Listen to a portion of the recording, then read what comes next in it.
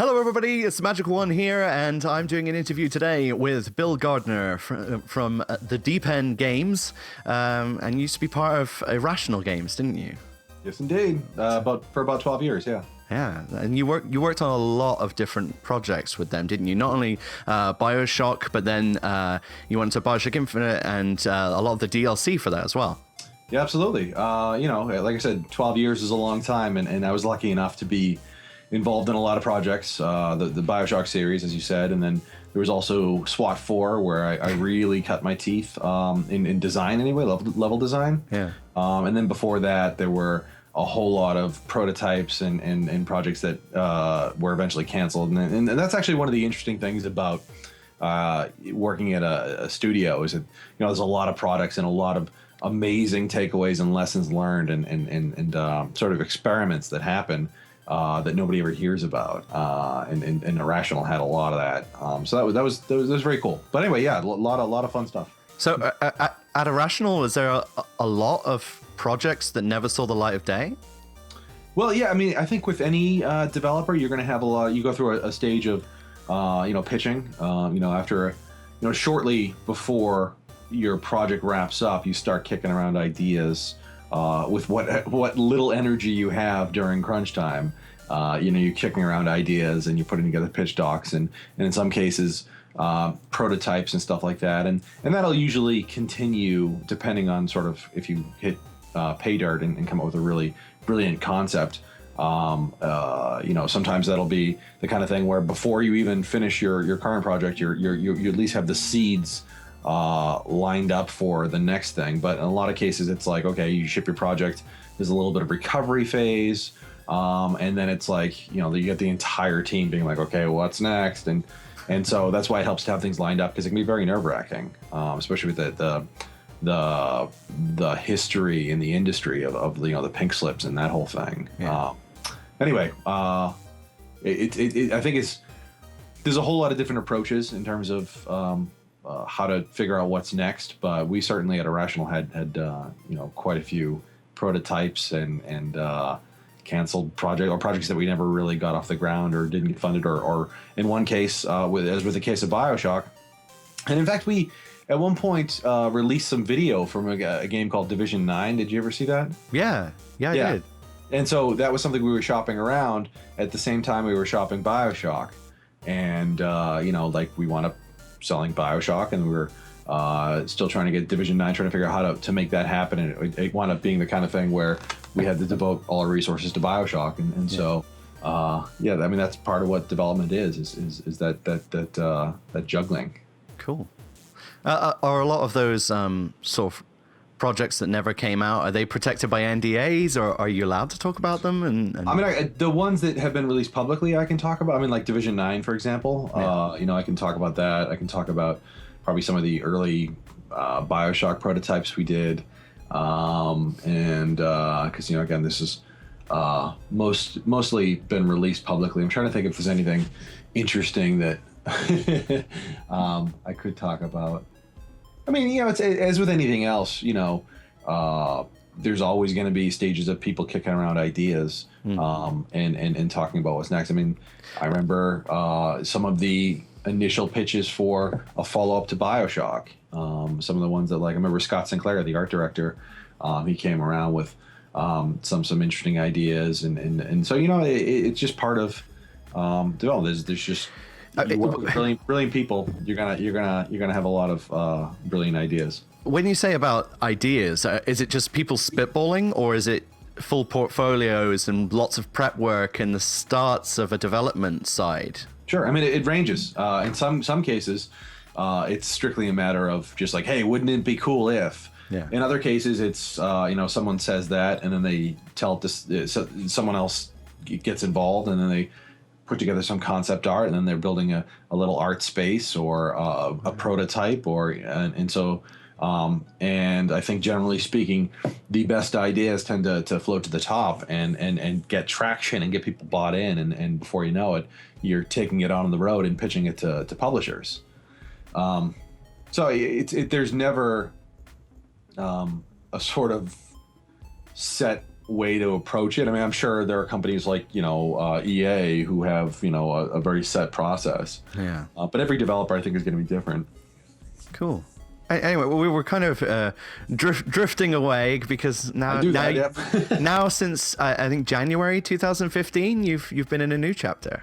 That's right. But I started the Deep End Games early last year. It's I got to check the date because it's been around a year, probably over a year at this point. Yeah. I should have marked that because we had our first anniversary, and I totally spaced that. Well, you're kind of busy at the moment with absolutely, but developing a new IP. So yes, perception and building up the company, and really a lot of what we're doing and what I'm trying to do is take what I've learned and what I brought to Irrational, and run with that. I like to think that. I certainly learned a ton working with the people at Irrational, working with Ken specifically. Yeah. But then, I think I brought a lot to the table as well. I think I tried to challenge Ken at every level, and I think we had a really good relationship in that sense, in that, he was always very open, is always very open to feedback, and he's very hungry for feedback and for people to challenge him. And I think that's how he makes the games that he does, the sort of level of quality that he does, is because he demands people to beat up everybody's work, including his own, and you need to be your own critic, because ultimately, eventually, when you put the game out there, the audience, the gamers are going to be the final arbiters, and you don't want them to catch stuff that you didn't catch, whether it's a bug or like, oh, I didn't think about that plot hole, or I didn't think about what this means, or so it's really important to not kind of prop up your babies and be like, look how brilliant this is, and so it's always been said that a lot of guys in games development, especially in indie games development as well, you need to have a thick skin. Absolutely, and particularly, we're in we're in Boston. Irrational was in Boston, and the Deep End Games is in Boston, and I think there's a very frankness to the culture here. I think people here have hearts of gold, but if you don't know them, I can imagine, or if you're new to the area, people could come off as very cold, and it's because they I think people tell it like it is here. People genuinely care, but again, there's just like, we're not going to sugarcoat everything, and I think that in some ways was reflected at Irrational. Like, hey, we're trying to make amazing games here. We're trying to make world-changing games here. We're not gonna get there if we're having to sugarcoat everything. Yeah. If that makes any sense. Is that feeling of honestness, and almost a brutal honestness, is that behind the naming of it being the Deep End Games? Well, actually, we slaved over the name of the company, and like, part of it is every name is taken. There was did you watch Silicon Valley at all? I haven't done it in a long time, but so a while back. One of my favorite shows, Mike Judge. He's I think a really gifted writer. He's just a brilliant storyteller. And he and his writers had this little bit where they were talking about the hardest part of creating that show was coming up with the names, the proper nouns for a lot of the companies, and it's because everything is taken. Like, you look up whatever it is, anything you can imagine, you do a legal search, and then you wind up finding, oh, there's a company in Wisconsin that's built out of someone's garage that already has that, and then like, it's kind of maddening. But the Deep End Games, for me, I think there's a lot of symbolism there. To me, it means the thing we always say is scary fun, and what that means is you think about the first time you jumped into the deep end and that apprehension you had. Just that sort of like that scariness of, and the same thing goes for swimming in the ocean, and that risky endeavor can be a lot of fun, but there's you could drown. And that's sort of how I felt starting the company. I was taking this big risk, but I think it also reflects the kind of risks we want gamers to take. You look at Perception, and it's a game where you play a blind protagonist, and I think what I want is people to stand on the precipice and be like, wait, what? And then when you sort of think about it for a second, you're like, oh, hell yeah, that sounds awesome. And so I think about perception, I think about, again, playing a horror game where you're blind and you're using echolocation. When you say blind, your first instinct is like, what? It's a video game. Video games are heavily, incredibly visual, right? But then when you think about it, something you're like, oh, okay, yeah, I get it. And then you're like, I'm in. I want to jump in, and so... I actually heard about perception something like, it feels like about 6 months ago or something like that. And when they first started saying, oh, you play as someone who's blind, and I was reading, there was no picture, so it was just a purely text article. And I was just thinking, this sounds insane. How can they possibly get this across? How on earth is this going to work? And I was concerned as well, because it sounds like it could have been potentially offensive, and that was really interesting. I was thinking this studio is definitely taking a risk. Yep. And it was really nice when I started to see more about it coming out, and when I started seeing the pictures coming out, and how it's actually really tastefully done, not only in the way it's portrayed, but also in your studio's attitude towards what it's doing. I read a lot about how you wanted to support blind charities with part of the Kickstarter money as well. Sure. Well, that was a stretch goal, just because obviously we have to fund the game primarily, but I think it's really important to try and do it right. And I think part of that is there's several parts. The first of which is making sure that I'm being respectful and making sure that I think there's a risk of being exploitative and all that sort. And I have no interest in that. This is not in any ways is not meant to be a simulation. I'm always very upfront about that. This is meant to be. My intent is to capture some of the feel for the player, what that might feel like. And obviously, again, it's a visual medium, and there are certainly ways I could have made it so that the game was completely without visuals. And as I've gone out into the public, there have been people who brought up games like Papa Sangre, that's entirely audio driven and really clever stuff, but it's just not what we're trying to do, and it's just very different. And so there's a real challenge there in finding that balance between again, capturing that feeling. And I spent countless hours researching this, both talking to accessibility experts and talking to blind people.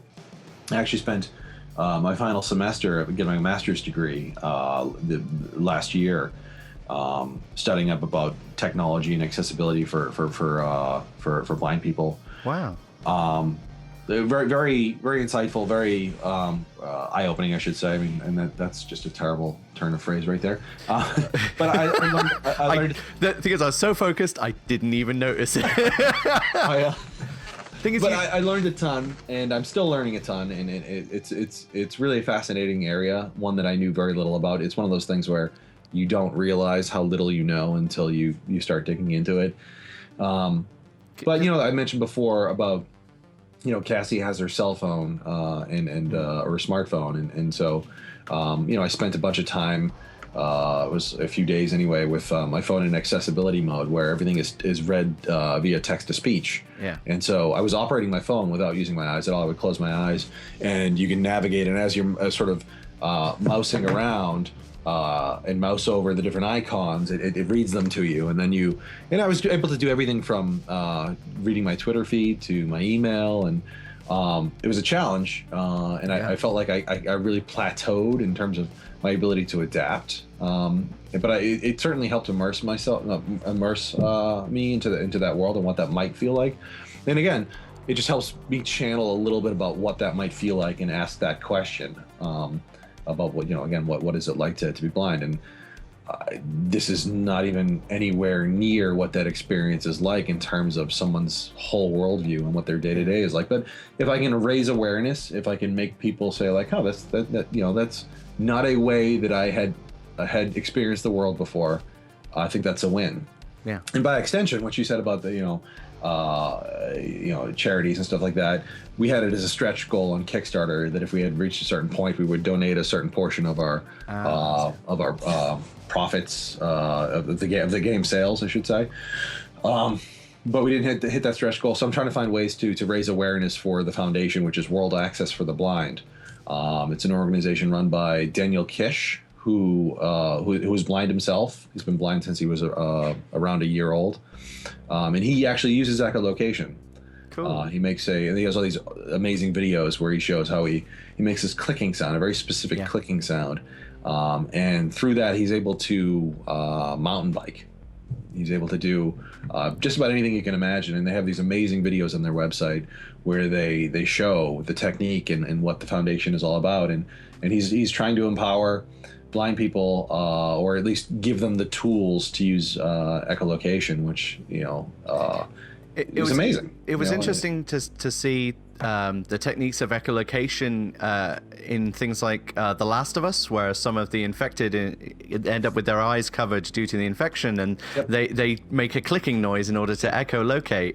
And that's interesting ways how modern societal ways of coping with various things was suddenly integrated into a fantasy setting. So that was it's a really cool technique. I mean, it's really interesting interesting to look because at. I mean, like they did I don't remember if it's CAT scans or what type of tech it was, but they were scanning. I don't know if it was Daniel's brain or another echolocator, but when he makes the clicking sound, his visual cortex actually is activating. And again, you're completely blind, but his brain has sort of trained itself. It's interpreting the data, I suppose, which is what perception, I suppose, is playing a take on, I guess. Yep. That's exactly the idea. And so, just really excited to get out there and say, like, hey, there's this whole different way of experiencing the world out there, and having people sort of walk in those shoes. Well, there's a link in the description below for any of you who want to have a look at the charity and see the work that they're doing. And obviously, if you've got a spare chance, donate some money to them as well. Mm-hmm. So with Perception itself, if you are going to be raising money, count me in.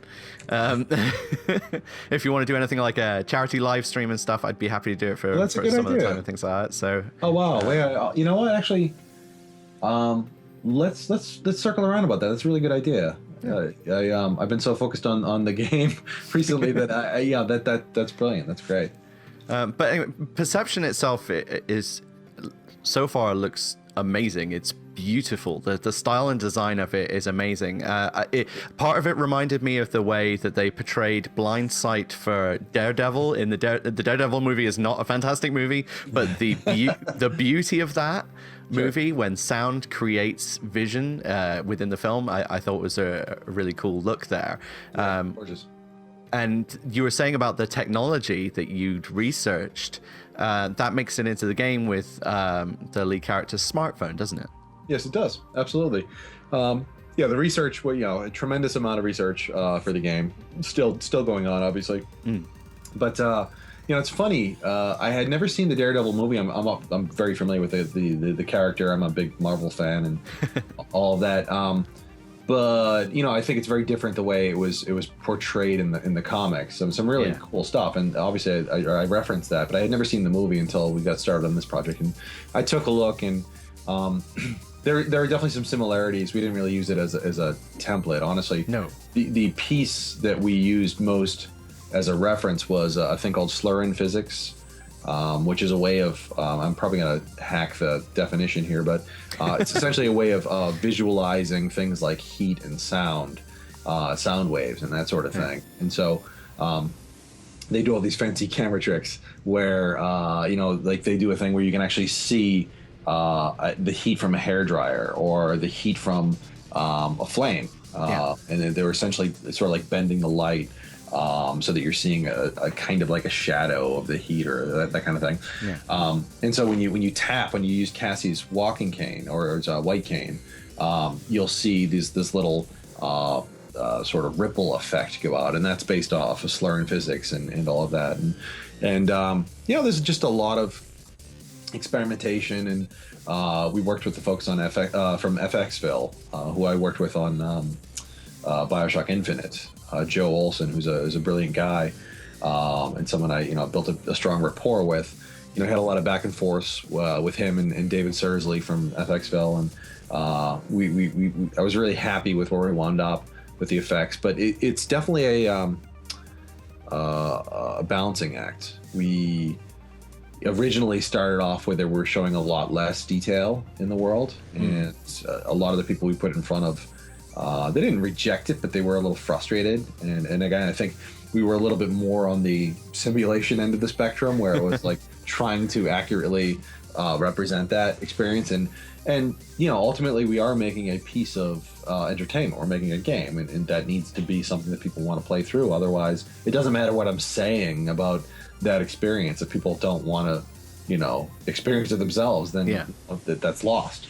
Well, that's the thing. When I was looking through a lot of the footage for the game, and I did find it very beautiful, and it's nice that it is portrayed in such a gorgeous way, because it's going to draw more people in to play it and experience that kind of scenario.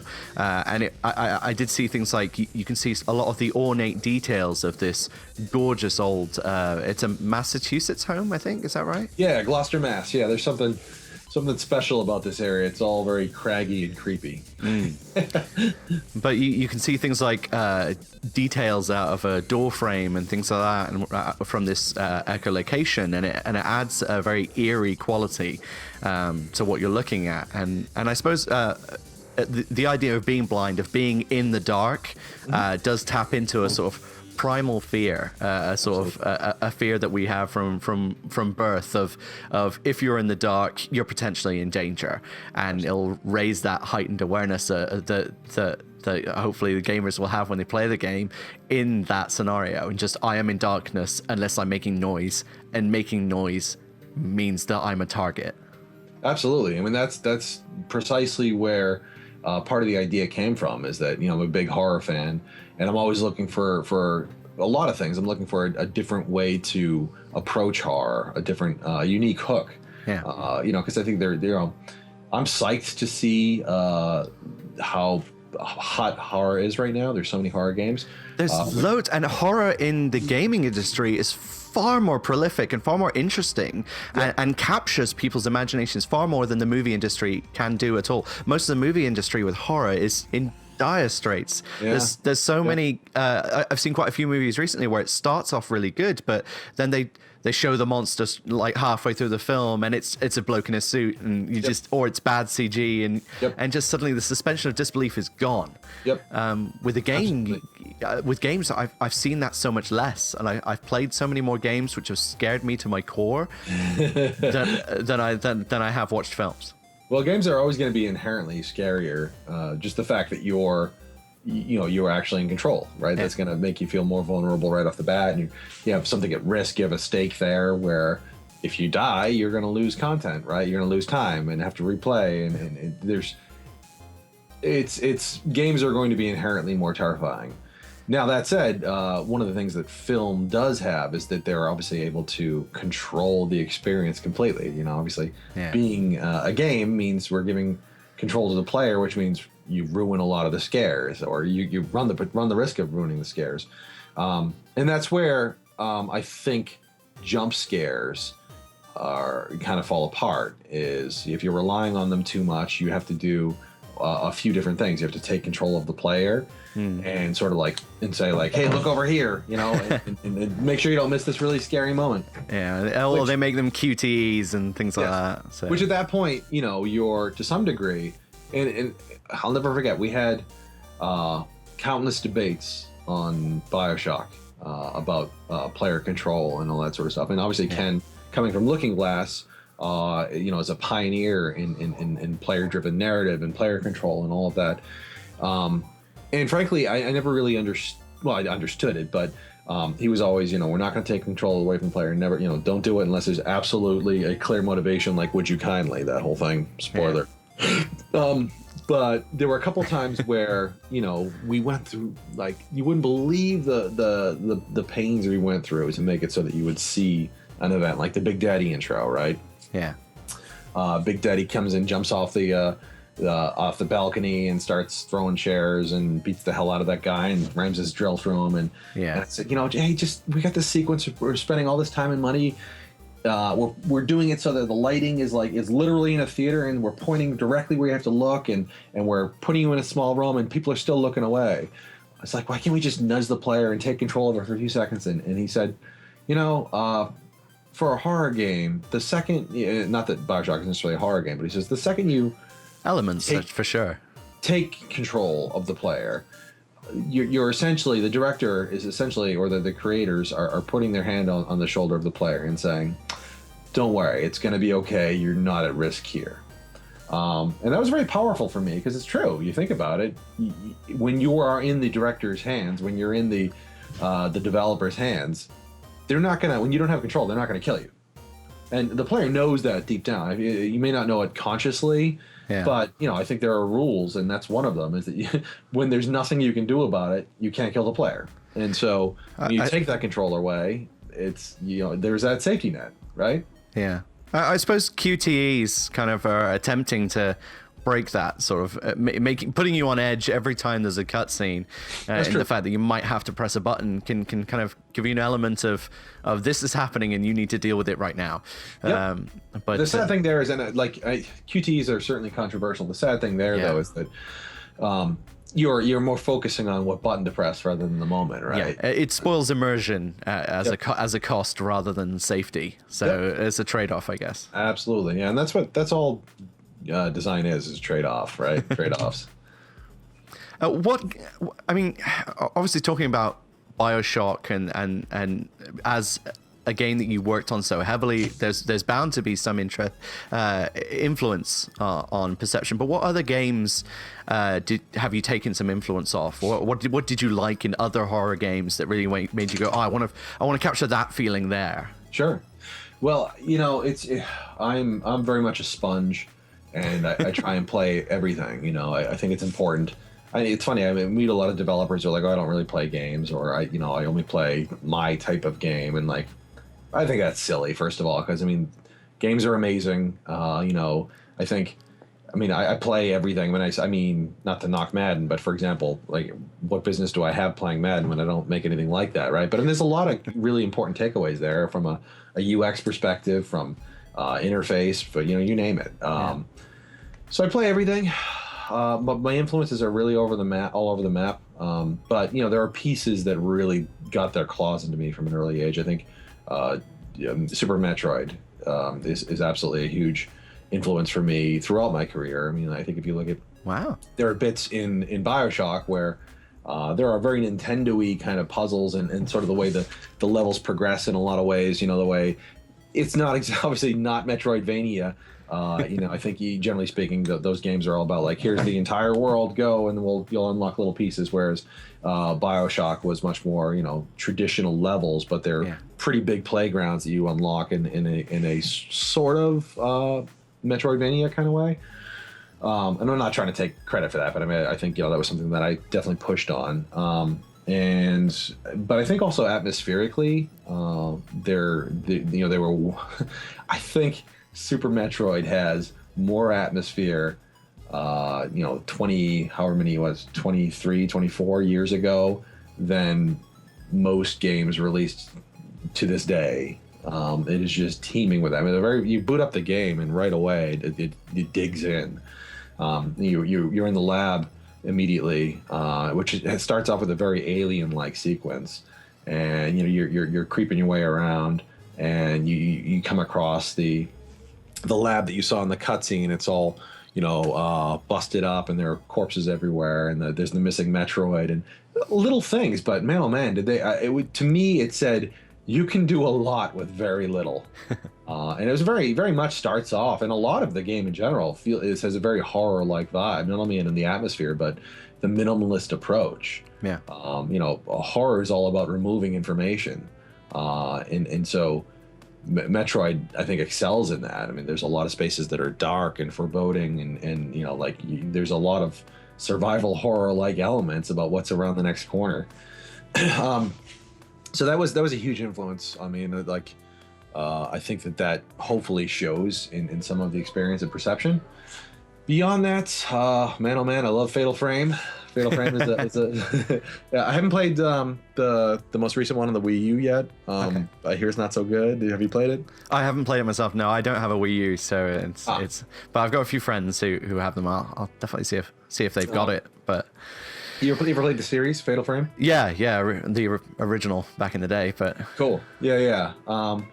I mean, great series. I think it's obviously really amazing to see. You know, I'm always fascinated by Japanese culture, but to really, and I've been to Japan a couple of times, but it's so different that a lot of it I think is inherently scary because what's different is scary, right? And so I was talking to some friends the other day about what movies really scared us when we were younger. You know, what are the sort of the best horror movies? And two things that really came up that I suggested that really resonated with everybody was the original Japanese Ring and The Grudge. Yeah, absolutely. Yep. And it's not just because they are scary stories, which they are. They're terrifying. And the American remakes, I didn't think captured it as well because it was also told. The story was told in a very Japanese way. They tell stories different to how we tell them, and that alien way that they tell them. As in different to the way we would tell a story, adds to that otherworldliness to them and adds to that creepy factor to it. So you're touching on a piece that's very near and dear to me. Like I am a firm believer in exactly what you're saying. And in fact, the next piece I was going to say, which was instrumental to me and highly influential in my career, Silent Hill 2, which I think touches on a lot of what you're talking about, where it's a game that takes place in the Pacific Northwest, but it's created by very Eastern developers by Japan. Yeah. And so not only do you have that sort of different approach to storytelling, but it's also you have these very plastic-like CG characters that come off as very Kubrick. I'm a huge Kubrick fan. And if you look at the way he constructs a lot of his scenes and builds tension, and he has this very plastic approach to his actors and to the way he shoots shots. I mean, there's a lot of stillness and there's a lot of hold the shot on the character for a really long time, and then a really long trucking shot down a long empty hall. The Silent Hill hits on that a lot of that, whether it's intentional. I mean, I'm sure it must be, but then on top of that, you have the weird disconnect, the uncanny valley that they're really. Yeah. There's just so many elements at play there that make it brilliant. And then on top of that, the brilliant work I think they did with the story. I mean, I'm still to this day going in and uncovering little bits of interpretation that never occurred to me. I don't know if you've ever. I mean, have you finished Silent Hill 2? Oh yeah. So it's quite a few times. You're right. And played it differently to get different endings, and because I wanted to explore more of the lore, and I would definitely say it's in my top 10 games of all time for sure. Yep. I don't know where it would fall in there, but yeah, I played it originally when it came out, and then I got the HD Silent Hill collection for the Xbox 360 as well. Yeah. And started playing that through with a group of friends. So one of us would play for a bit and then hand over the controller, so we could all kind of talk about it and get into that feel with the lights off and everything. And I started replaying it recently because my girlfriend hadn't seen any of the Silent Hill games. So I started replaying it with her, and because I was I started playing Downpour on the PS3. I haven't played it. I hear it's amazing. Is it good? Almost. Basically, when the developers for Downpour started making the game, because there was so much backlash for Homecoming, which I enjoyed Homecoming. It wasn't as scary, but I still enjoyed it as a game. I had lots of fun playing it. Yep. And I think part of the reason I didn't find it as scary is because it is a more westernized story. Yep. And I think you're right, that has taken away from it somewhat. And Downpour was made by an Eastern European studio.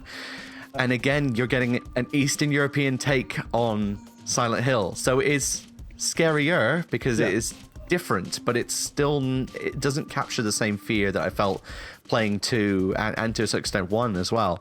And also with Downpour, because it goes semi-open world. Yep. But I found it slightly directionless at times. You end up wandering around and just going, well, where am I supposed to go? What's happening? And after a while of wandering around, not knowing where you should be going, you start going, why am I here? Well, what is this character like? I don't know what he's doing anymore. And you lose some of that storytelling aspect, which is a shame. Well, This is really cool because there's a lot of pieces that I'm 100% on board with, and it's super cool. Yeah, and then with Silent Hill 2, I mean, I think from a literary perspective, narratively, there were just so many, and I haven't really read much on it, but the pieces of, there's a lot of interpretation there about when again, spoiler alerts. I know you've played it through, but what James is going through, having euthanized his wife, and this highly sexualized nurses, and then you look at Pyramid Head and how that represents, and the first time you meet Pyramid Head, and it's doing this really gross sort of sexual thing with one of the nurses, and that's James coping with his own sexual frustrations that he can't be with his wife, and there's just a lot of oh my god. Well, that's the thing, all the creatures and enemies in Silent Hill 2 are so key to his psychology, and represented different parts of his psychology, his guilt, his sexual oppression, his self, the way he attacks himself essentially throughout his feelings of it and his suppressed memories, and it obviously goes deeper in that, in terms of the people he meets can even be interpreted as elements of his own psyche, which was amazing, and something that I think a lot of Western developers and the filmmakers for Silent Hill, it feels like they completely missed it, because there are things like when you have a female protagonist and you're seeing sexy nurses, it's suddenly like, well, that's not her. I mean, it might be. She might be a lesbian who's been hospitalized for some reason, but it's not explained as part of the narrative that creates that deep-seated psychological wrongness to the scenario. Yeah, no, absolutely. And I feel like it's, and I don't necessarily, I'm obviously not aware of every single conversation or analysis that happens, but I don't feel like, it's certainly in certain corners in obscure nooks, Silent Hill 2 got it's some analysis, but I don't feel like it got the credit it deserves, and I feel like that's the kind of thing that needs to come up again, and it really needs to be put up on a pedestal as and I hate discussions about games as art, but whenever that comes up, that my knee jerk immediately is like, you need to play Silent Hill 2, and there's a lot of kludginess. It aged okay, relatively speaking. I think there's a lot of, like I said, kludginess to it, but man, oh man, there is just so much depth there, and so much thought that you don't necessarily realize, and the fact that you can take it as Silent Hill. Some critic called one of the Silent Hill sequels like, oh, it's another trip to the meat circus. And that's exactly what the series is. Wow. But when it's highly contextualized. It's very, very dismissive. Excuse me. Woo. But anyway, yeah. So I love Silent Hill 2, and there's a lot of that. I'm definitely striving. Amanda and I are definitely striving to bring a level of meaning, and I'm trying not to be pretentious here or put myself in the same level as Silent Hill 2, because I think it's one of the best. But we're certainly trying to bring that attempt some of the depth there for sure. Yeah. Wow. Tangents. No. It's quite a few other inspirations as well. I could certainly get into them, but I get talking. Well, I was reading about the. I don't know if I technically want to call it the enemy of the game, but it's known as the Presence. Is that right? Yes, correct. It's fine to say, because it is the enemy of the game, and in some ways it is similar to Pyramid Head in that it's a recurring foe that essentially is unstoppable, and so your whole thing is just to get the hell out when you stay out of its way, and so you'll be able to hear it coming, you'll be able to sense it coming. And then it just becomes a matter of keeping distance between it. But the idea is that it's there roaming around looking for you. And unlike Pyramid Head, where that it only shows up at very scripted points. Yeah. And we'll have scripted moments. I want to be clear about that. It's not entirely 100% systemic. That's not how horror can work. You have to put your thumb on the scale sometimes. But the way it works, the Presence is, like I said, we're dropping it into the house, and you have you're exploring it, trying to peel away the layers of the onion, the mystery of Echo Bluff, and it's there looking for you as trying to thwart you from getting to the answers. I heard some people online compare it to the Alien in Alien Isolation. In that way, you've got an AI-controlled superior opponent, and your only choices are run or hide. And is that a fair sort of comparison? We had just started getting going on the project around when Alien Isolation came out. I hadn't had a chance to play it until we were a few months in, but that definitely became a thing where we looked at and found it very a great reference, a great inspiration. It's a great game. I'm a huge fan of Alien Isolation for sure. Also, one of the games that actually it felt like it almost gave me a heart attack recently was Outlast. Yes. And they've just been greenlit for a sequel as well. And I would say it's quite a popular buzzword in horror gaming still, despite it was I think it's at the beginning it wasn't even a physical release, it was only a digital release and things, and it did so well. Would you count that as an influence as well? So I still haven't made it all the way through, but absolutely. I think in the sense that I haven't dared to yet either. I've gotten part way through. I'm just like, I'm going to come back to this. I need to calm down because I'm doing it in pitch black with my girlfriend, really just going. Excuse me. Ooh, got a cough today. Okay. No, there's a lot that they did really well there. I think the hiding is fantastic, and I think that they do a really good job of creating that relentless enemy, and again making you feel outgunned and out of your league, and so I think it really did wonders for the horror of the game, and I think it's a good touchstone for sure. I need to go back and finish the thing, but I definitely had a good time with what I played. I also know that obviously you've taken a few of the dev team you worked with on BioShock with you into the Deep End games, and obviously you created a team that you got to kind of choose yourself, I guess. And I know you've also got some of the guys from the Dead Space team, is that right? Yeah, it was interesting because when after Irrational, I spent a bunch of time trying to figure out what I wanted to do next, and when the idea for Perception hit, it became a matter of like, okay, you spent 12 years working at this place. Who do I want to continue working with? And so one of the first people I reached out to was Jim Bonney, the audio director. Yeah. And I'd worked with him at Irrational for 4 or 5 years or so, and we always had a really strong relationship. I loved working with him. Of all the people I worked with at Irrational, he was one of my favorites. Just because you develop a shorthand with someone after working with them for years, and it's tough. You have you could respect someone a lot, but not necessarily see eye to eye creatively, or not necessarily work well together. You can have the utmost respect, but in the case of Jim, it was like I loved his work and I loved working with him, and we could just I can just tell him whatever and he gets it. He I'm very much a vocal processor, and so it helps me a lot too. We're asking for, as we're talking about the direction for a specific sound or whatever. A lot of times I just sort of blurt stuff out and kind of walk around and figure out exactly what it is I'm trying to get at. And Jim's really good about interpreting that. Whereas I think a lot of people are like, "Whoa, what are you saying?"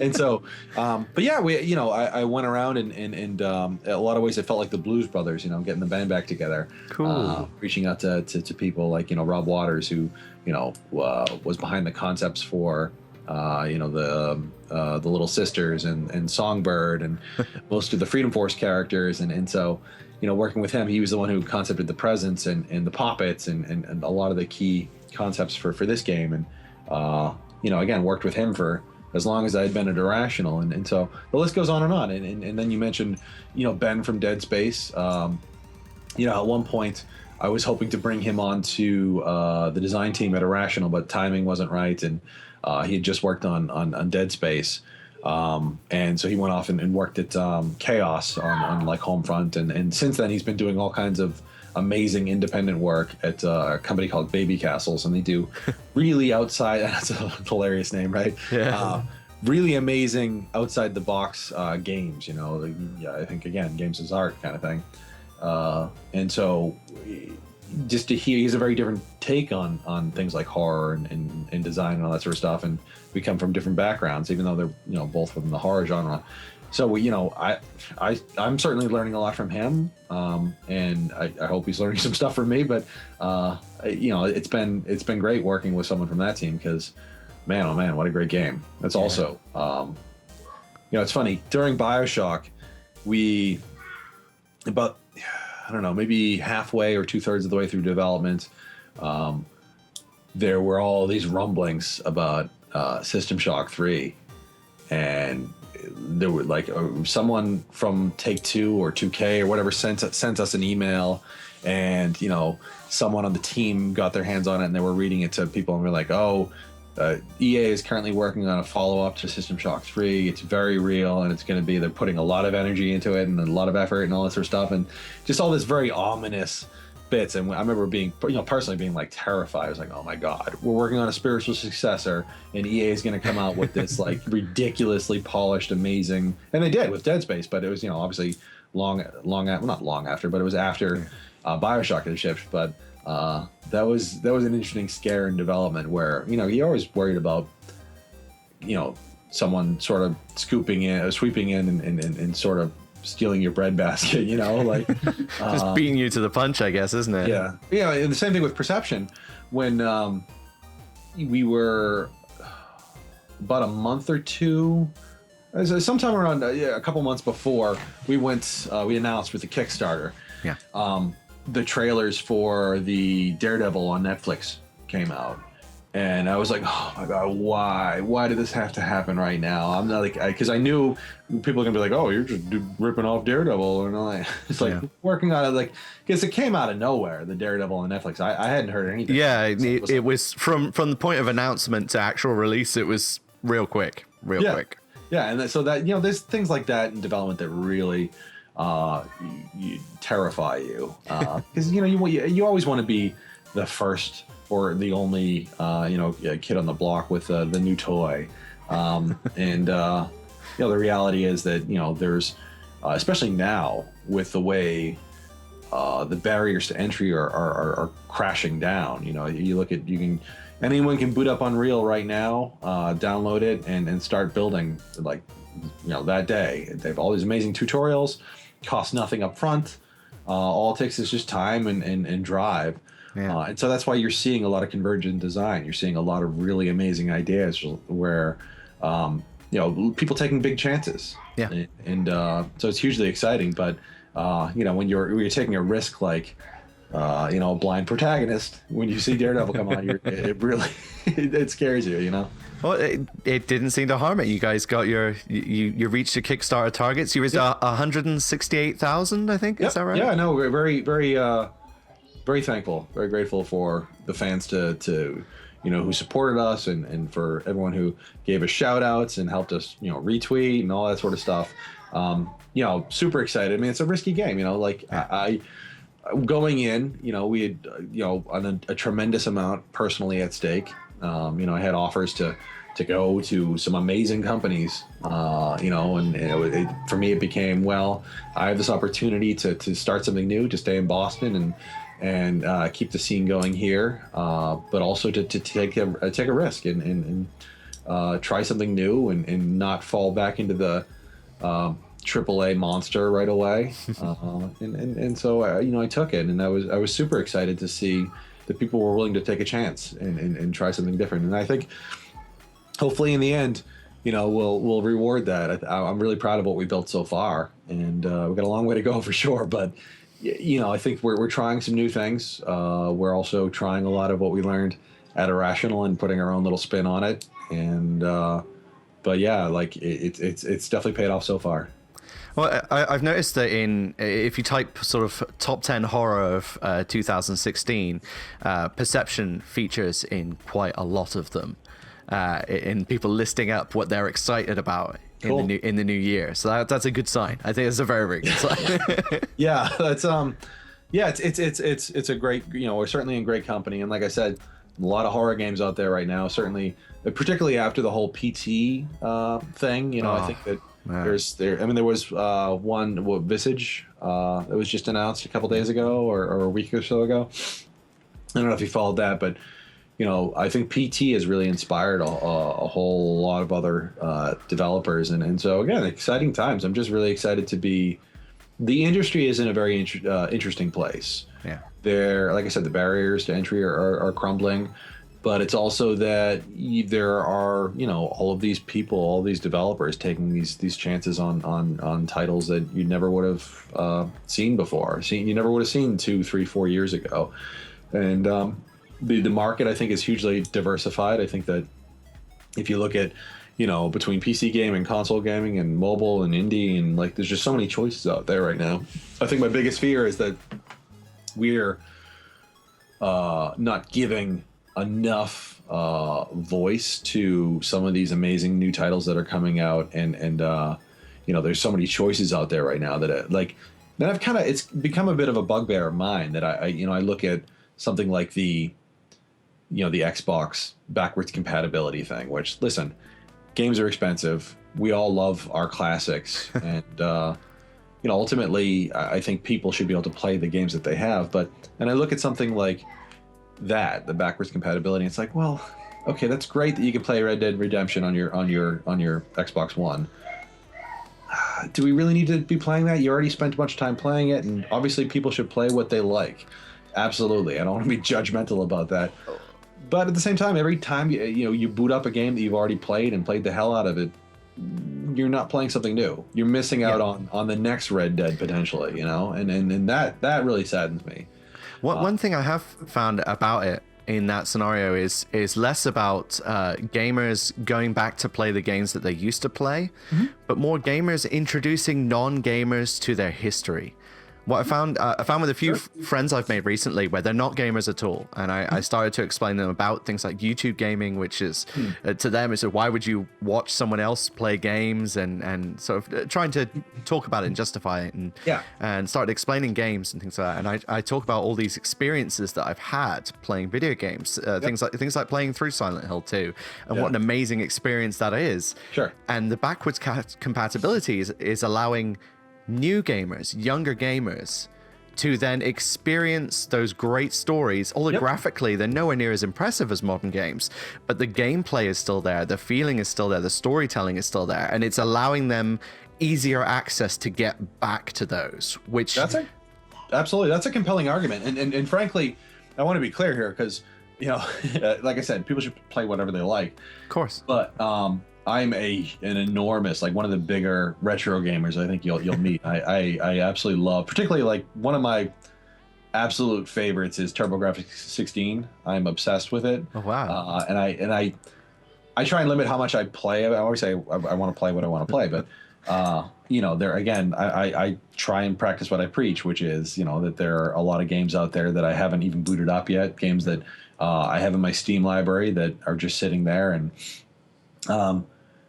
so I think it's important to find that balance personally, but ultimately that's a very compelling case, and frankly it does bother me when I look at a lot of reviews out there, and if they're talking about the latest Zelda game, for example, and they haven't played A Link to the Past. Now, part of me is like, whoa, you're singing to the choir here, it's like, well, yeah, right. I mean, how can you honestly say?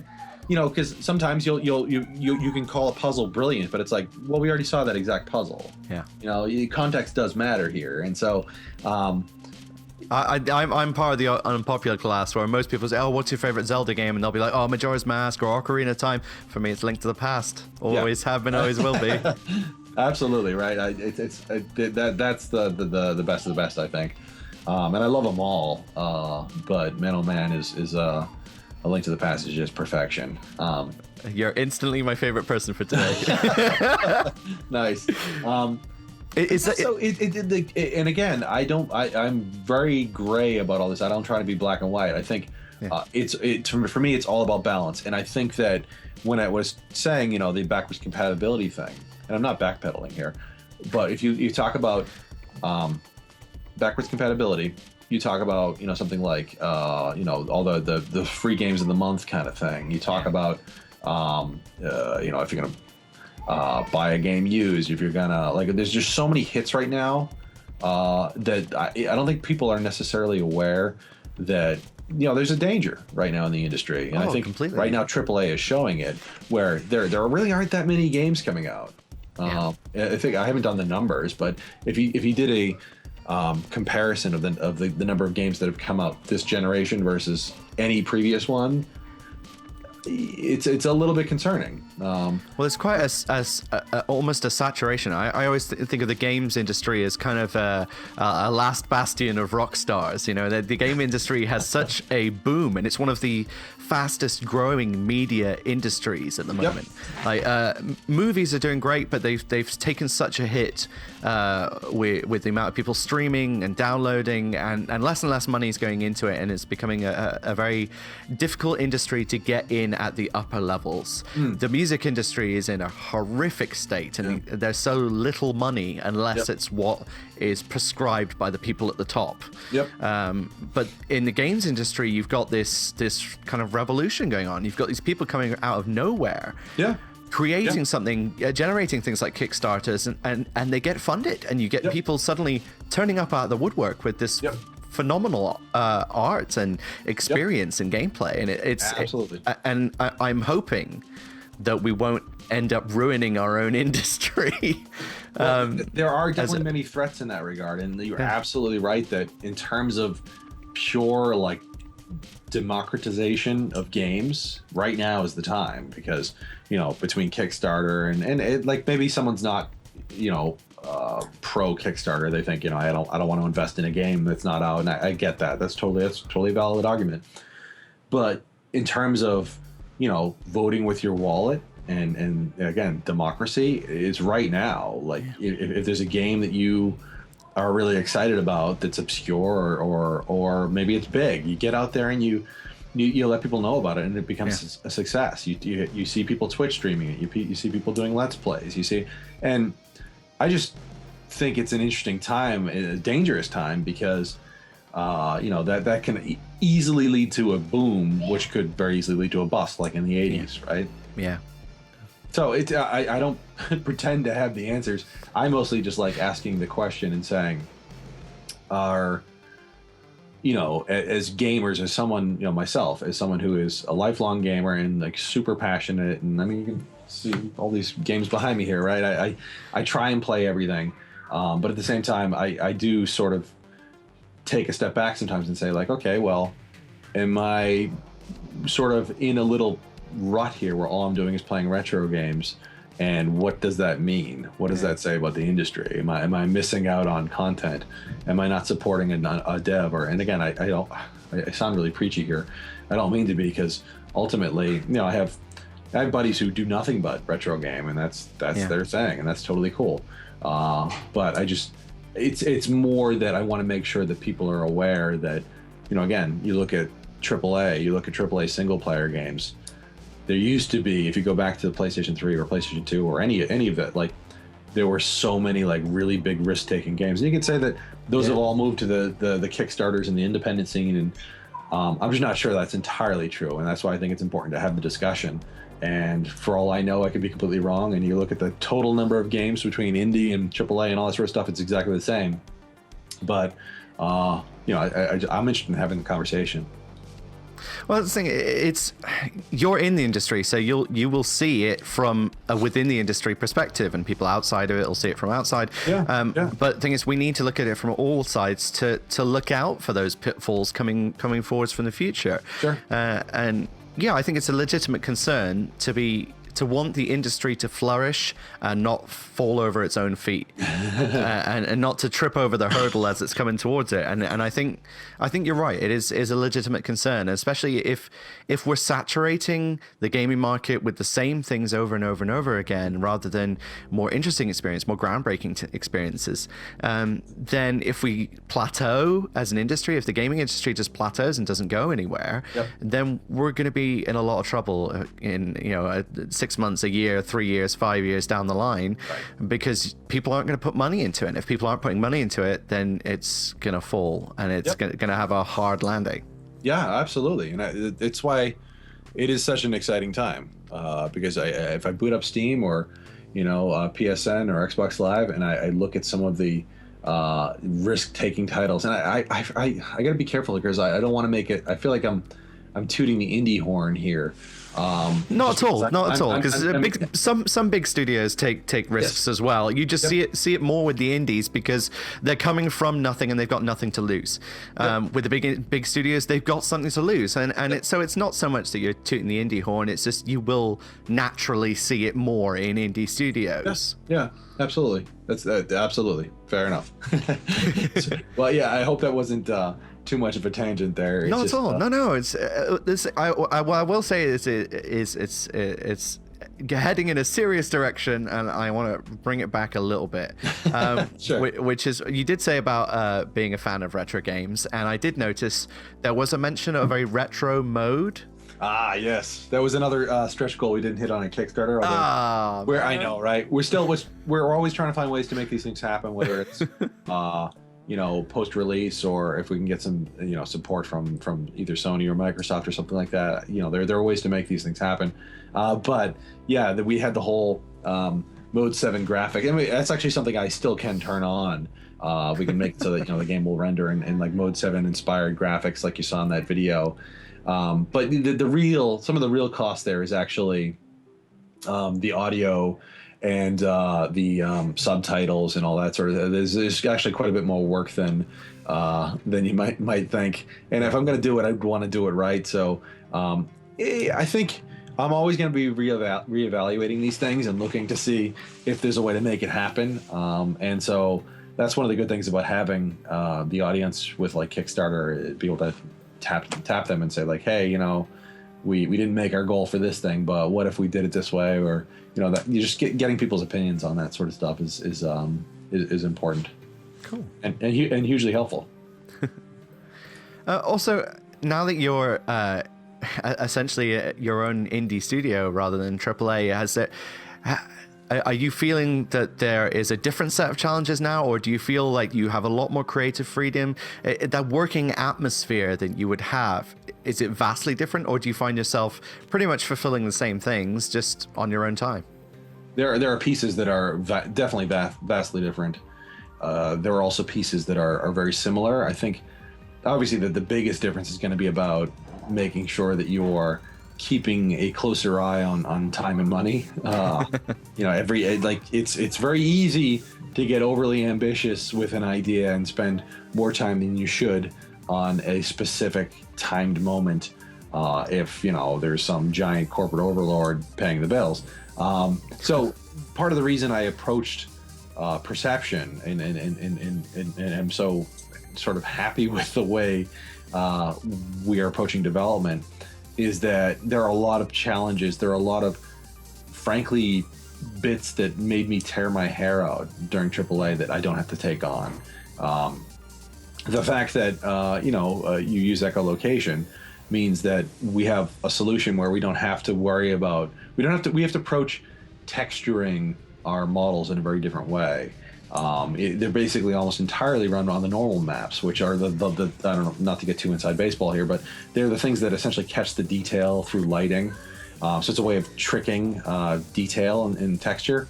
But if you look at the way most models are created in a lot of games, and there's like, all of these different texture operations that get everything to the how reflective a thing is, and how just layer upon layer of different materials that you slap on. Yeah. And so this is really just focusing about the silhouette of the object, the composition and poly count, and then also the like I said, the normal maps. And so there are savings there where you can just focus on making a statement.